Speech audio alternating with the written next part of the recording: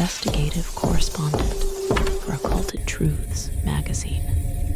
We live in an age of spiritual weightlessness. This is the foundational axiom, the whispered gospel of the Seraphim Sanktuarium. In a world saturated with digital ghosts and synthetic connections, our souls, they claim, have become ethereal, insubstantial, mere wisps of their intended density. We are untethered, floating in a moral vacuum, our essence diluted by a constant stream of noise, vice, and distraction. We crave gravity. We crave significance. We crave to matter. The Seraphim Sanktuarium promises to make you matter. Literally, tucked away in a gleaming Art Deco spire that pierces the perpetually twilight sky of a city that never seems to sleep for the right reasons. The Sanktuarium is not a hospital, a clinic, or a church. It is a spiritual recalibration center. Its founder and chief luminary is a being named Cassiel. Once, according to the beautifully illustrated pamphlets and hauntingly melodic radio ads, he was a principality, a celestial regulator of cosmic order. He descended not as a cast-out rebel, but as a philanthropist of the soul, bringing a sliver of heaven's profound gravity to the aching, empty masses. His treatment is called divine gravity therapy. The marketing is immaculate.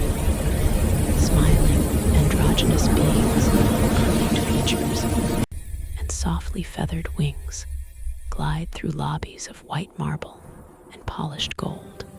The air is thick with the scent of frankincense and myrrh, undercut by the clean, sterile aroma of ozone. Celestial choirs, not recorded but seemingly live and emanating from the very walls, sing harmonies that vibrate in your teeth. It's a spa for the soul, a 5-star resort for the repentant and the seeker. It is, without a doubt, the most glamorous and sought-after sanctuary for those who feel their lives lack depth. It is also a place where people go to be unmade, not by violence, but by grace. A place where the cure for spiritual emptiness is to be filled, and filled, and filled, until the vessel shatters. This is the story of what happens when an angel decides to help, and the horror of being blessed by a being who no longer understands what it means to be fragile. The allure of the abyss, a first-hand descent.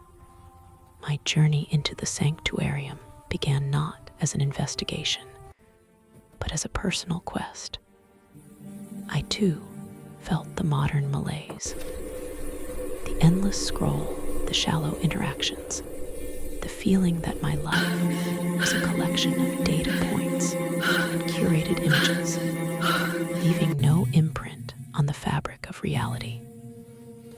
I was, in the parlance of our times, blessed and utterly miserable for it. When I first saw the ad, a shimmering, winged figure gently laying hands on a client who glowed with an inner, substantial light, it felt like an answer. The testimonials were staggering. Titans of industry spoke of newfound clarity and decisiveness. Artists wept with joy, describing how their work now had heft and resonance. A social media influencer, previously famous for vapid content, posted a video where she simply sat in silence, and the sheer, weighted presence she exuded garnered more sincere engagement than all her previous work combined. Are you tired of floating through life? A soothing, resonant voice asked over visuals of serene clients. Do your actions feel inconsequential? Your prayers unheard? You are not sinful. You are simply light. Let us help you achieve the spiritual mass you were always meant to carry. I booked an appointment. The lobby was even more breathtaking in person. It was designed to make you feel both insignificant and hopeful. The vaulted ceilings disappeared into a soft, glowing mist. The angels at the reception desk didn't just smile. Their expressions radiated a genuine, unnerving benevolence. They moved with a fluid, heavy grace, each footfall seeming to anchor them to the floor in a way my own nervous steps did not. Ah, you are here for your initial gravimetric assessment, one said, her voice a chord of 3 notes sung simultaneously. Cassiel himself will see you. You are most fortunate. I was led through silent, carpeted hallways to an office that was more observatory than room. One entire wall was a window looking out onto the city, but the stars outside were too bright, too close. Cassiel sat behind a desk of obsidian, upon which sat orreries of unknown systems and hourglasses filled with what looked like swirling nebulae. To our journey in It the was bonds beautiful we in a forged. way that hurt May to our look path at, be lit by fire and not friendship. like a model, To our but like a journey in the bonds perfect we mathematical forged. equation May our path be given lit form. by fire and friendship. His wings, vast and the color of a stormy sky, were not feathery, but appeared to be made of folded space, dotted with pinpricks of light. He wore a simple, impeccably tailored gray suit. When he smiled, I felt a pressure in my chest, not of fear, but of sheer proximity to something immense. Welcome, Seeker, he said, and his voice was the hum of a planet's core. I sense the turbulence in your field, the aimlessness. It is a common affliction in this stratum. You are like a leaf on the wind when you were meant to be the mountain that redirects the gale. He explained the theory with the patience of an eons-old teacher. Heaven operates on principles of perfect mass and perfect love. Sin is not a moral failing in the crude sense. It is a leak, a loss of spiritual density. Every lie, every act of cowardice, every moment of self-serving pettiness, it all bleeds off mass. You become less real. Your prayers cannot ascend because they have no weight.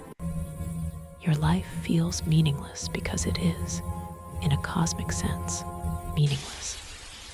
You are approaching a state of spiritual entropy. He leaned forward, his eyes holding galaxies. Divine gravity therapy is not about punishment or penance. It is a transfusion. We open a conduit to a purer state of being and allow a measured amount of celestial gravity to flow into your soul. It fills the voids, patches the leaks. You become more you, more solid, more real. Your thoughts will have consequence. Your words will have power. You will finally bear the weight of your own existence. It sounded like salvation. I signed the forms, elegant script on vellum that felt like skin without a second thought. The first session was euphoric. The therapy, beauty and the hum. The therapy rooms were called luminaria. They were circular chambers, bathed in a warm, golden light emanating from what the attending angel, a serene being named Layla, called grace lamps. They looked like sophisticated beauty lamps, their light feeling like a physical warmth on the skin. I was instructed to lie on a central plinth of warm, milk-white quartz. The room thrummed with a low, pervasive note, the source of the celestial music, a fundamental frequency of creation. The canticle of foundation, Layla explained, her smile beatific. It will help your corporeal form resonate with the influx. Just relax. Open yourself. Feel yourself rooting to the table, to the world. She placed her hands on my forehead and chest. Her touch was cool and electric. Then she began to sing. It was a wordless melody that wove itself into the room's foundational hum. And then it began. The pressure, it started as a profound sense of peace, of security. I felt held, cradled. It was the opposite of anxiety. It was the feeling of being exactly where you are meant to be. Then the sensation deepened. I felt heavy, not tired, but substantial. My limbs felt like they were made of rich, dense wood instead of brittle bone. My thoughts, usually a frantic swarm, seemed to slow, to crystallize. Each one felt important, valuable. I felt a connection to the plinth, to the floor, to the very core of the planet below. This, I thought, this is what it means to be real. When the session ended, I felt incredible. The world seemed sharper, more defined. Colors were richer. My footsteps echoed with a new authority. For the first time in years, I felt quiet inside. The frantic, weightless part of me had been stilled. I was a convert. I signed up for the full 12-session Ascension package. It was around the 5th session that things began to change. The initial euphoria was replaced by a grinding sense of obligation. The weight was no longer just comforting, it was demanding. The feeling of being rooted began to feel like being chained. The pressure, once a blanket, was now a vice, slowly tightening.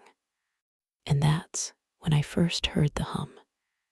Not the room's hum, not Layla's song.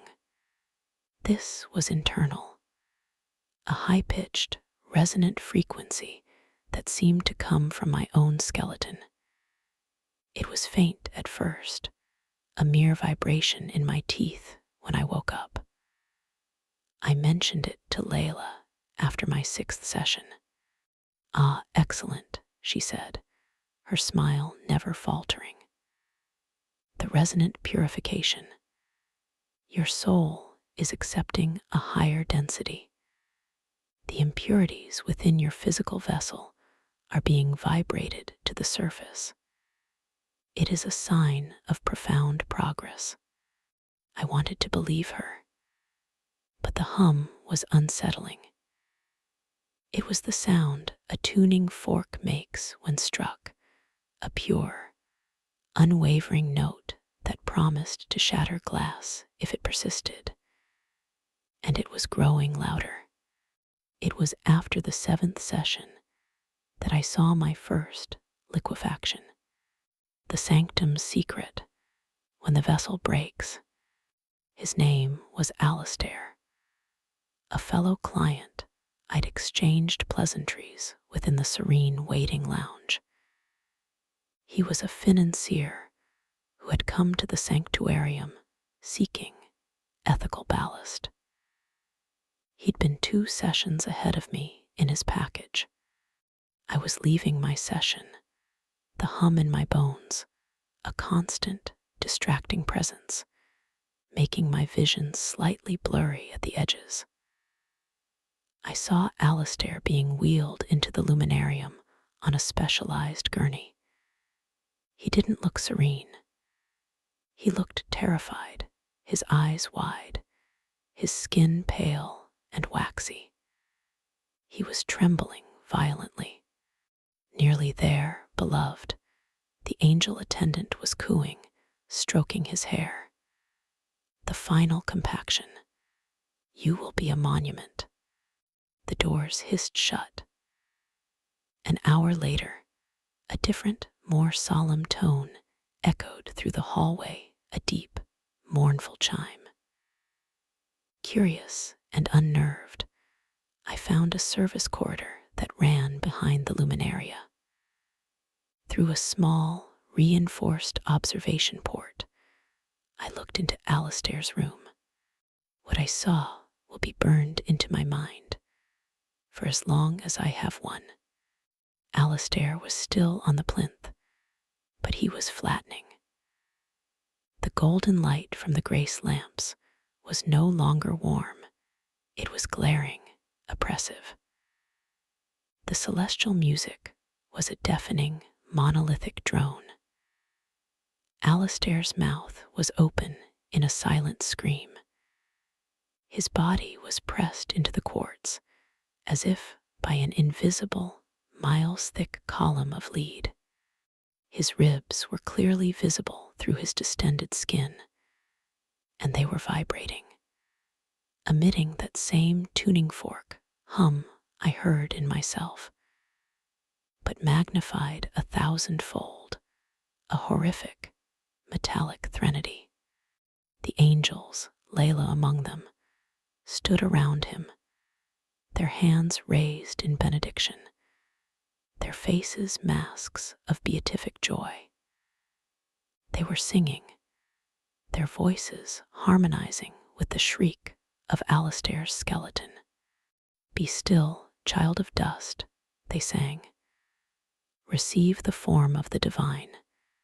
Shed the transient for the eternal. Alistair's hum reached a crescendo. Then, with a wet, grinding sound, his bones began to snap, not into pieces, but into a fine, resonant powder. The pressure did not relent. His body, deprived of its structure, yielded. It did not burst or explode. It flowed. It liquefied under the unendurable, beautiful pressure, spreading across the plinth in a shimmering, pinkish gold slurry. The very molecules of his being were being compressed. His spiritual weight, now catastrophically exceeding his physical limits. The angels watched, smiling, as the last of Alistair pooled, and then began to slowly seep into the porous quartz of the plinth, which drank him in, glowing brighter for a moment. A successful integration, Cassiel's voice murmured from behind me. I spun, my heart hammering. He stood in the corridor, watching the process with a look of profound satisfaction. His spiritual mass is now one with the sanctuarium, adding to the foundational grace of this place. He is no longer a leaf. He is part of the mountain, a truly beautiful end to his journey of becoming. I stammered something about it being horrible. Cassiel's galactic eyes turned to me, and for the first time I saw not benevolence, but a terrifying, absolute lack of comprehension. Horrible. My child, what you perceive as destruction is merely transubstantiation. He was too fragile to hold the grace we offered. His vessel broke, but the essence, the mass, remains. It is recycled, utilized. Nothing is wasted. This is a higher ecology. His suffering was a final, fleeting impurity being burned away. It is no more horrible than the pressure that turns coal into a diamond. He placed a hand on my shoulder. weight of it nearly drove me to my knees. You are progressing well. Your resonance is strong. Do not fear the process. Embrace the weight. Or, like Alistair, you will become part of the foundation upon which others will ascend. It was not a threat. It was a statement of fact, as casual as a physicist nodding the boiling point of water. In that moment, I understood the true horror of the Seraphim Sanctuarium. It wasn't run by a monster. It was run by a being whose perspective was so alien, so absolute, that human suffering was not even a relevant data point. We were not patients to him. We were vessels. Some could hold the weight.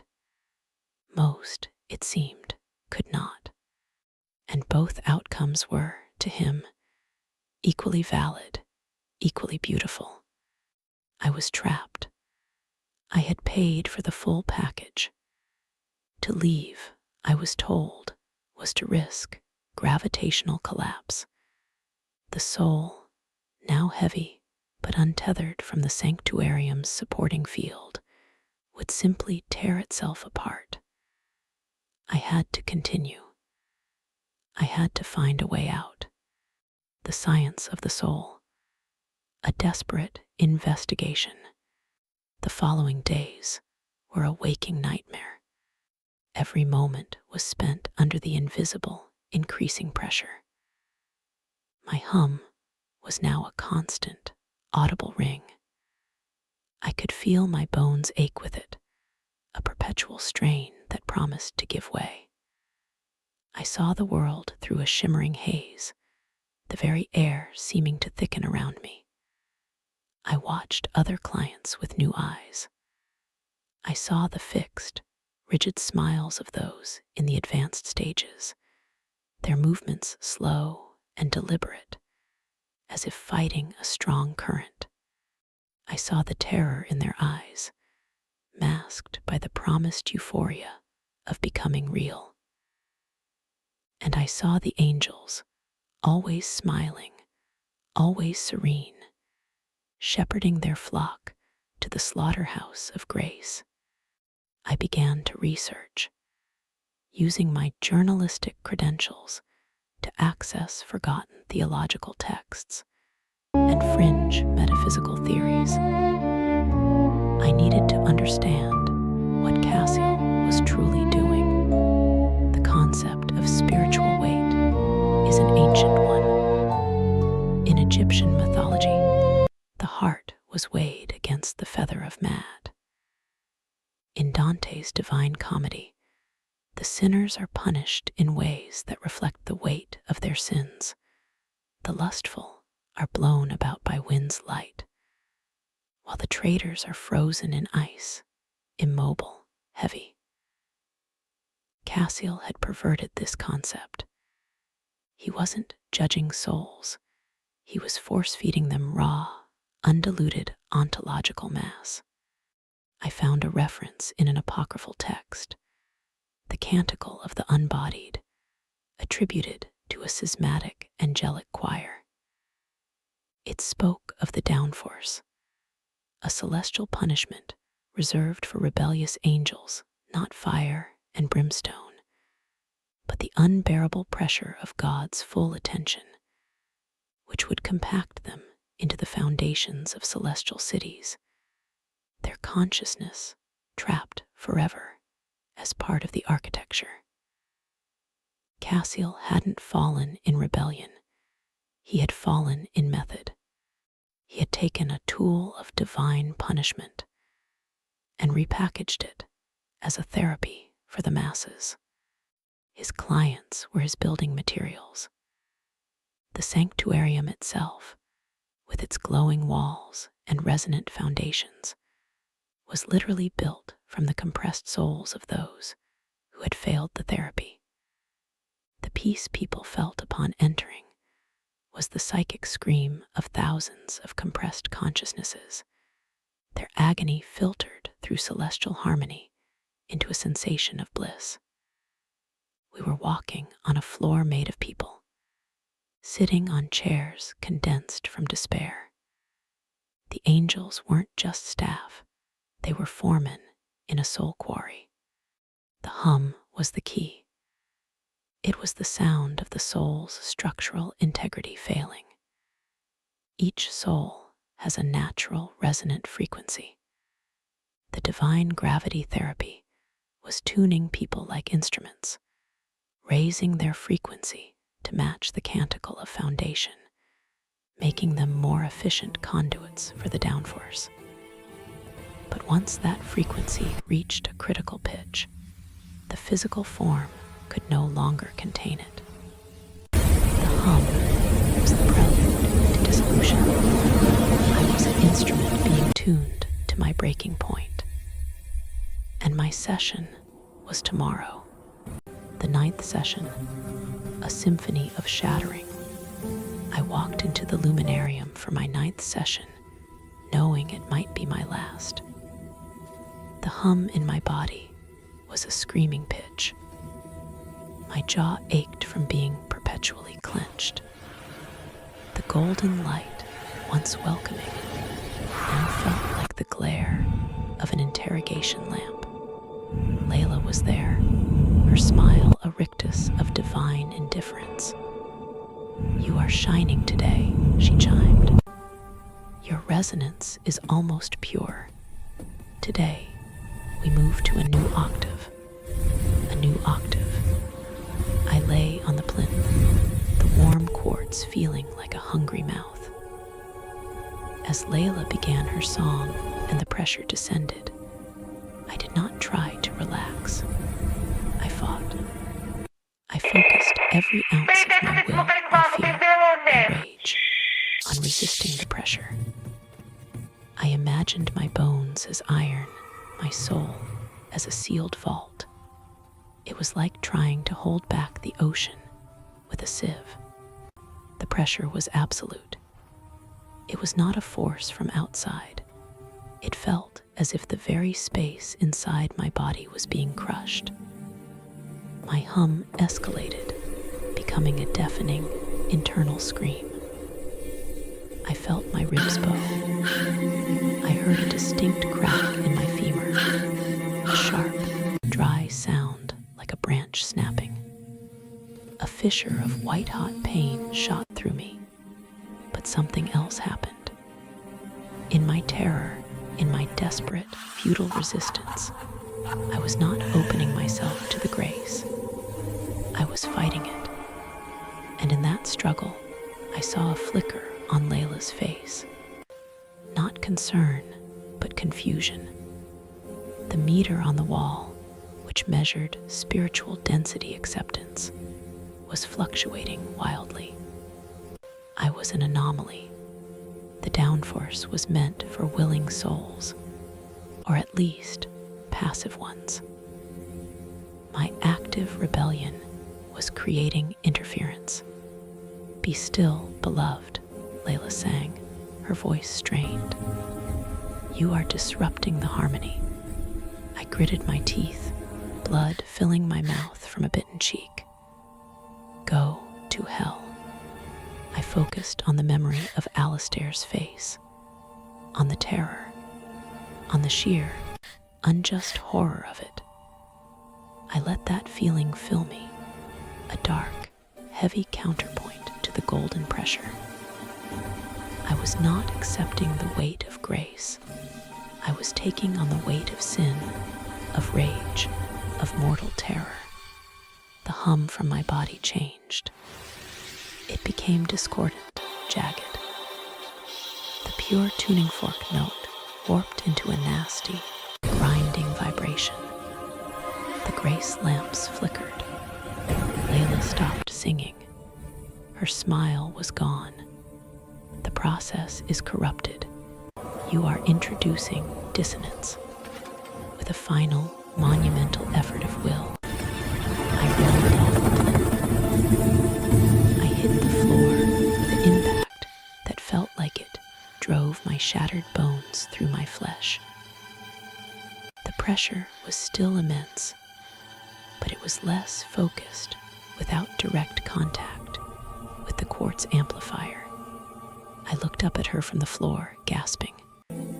I'm not your building material. She looked down at me, not with anger, but with a sort of clinical disappointment.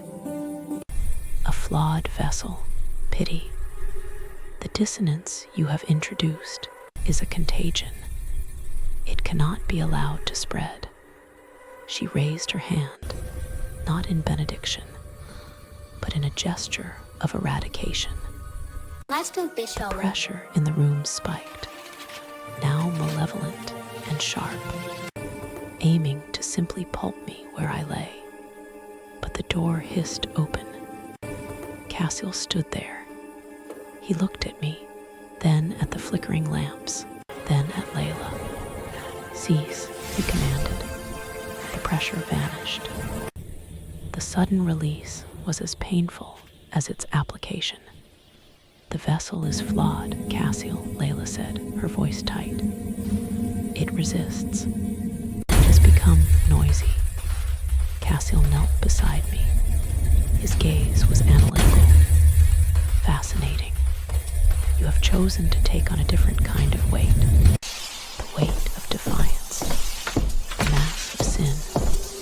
It is inefficient, ugly, but it is mass. He sounded like a scientist, observing an unexpected, but not entirely worthless result. You have made yourself indigestible to the process. The signs are clear. To continue Time for hesitation would has taint passed. the sanctuarium's resonance. Like now before it's too late. He stood. The signs are Your clear. contract is The time void. for hesitation has passed. You are free to go. I couldn't believe it. Free.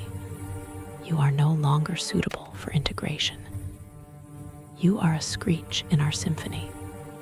We will find purer vessels. Your spiritual mass, such as it is yours to keep. I suspect you will find it a burdensome companion. He and Layla turned and left me there, broken and bleeding on the floor, as casually as one would leave a piece of trash. I was not worth the effort of killing. My rebellion had merely rendered me unusable. The aftermath, a different kind of weight. I crawled out of the Seraphim Sanktuarium. I do not remember how. I spent months in a hospital, my body healing from fractures that the doctors said looked like I'd been in a hydraulic press. I told them it was an industrial accident. They didn't believe me, but they had no other explanation. The physical wounds healed. The spiritual ones did not.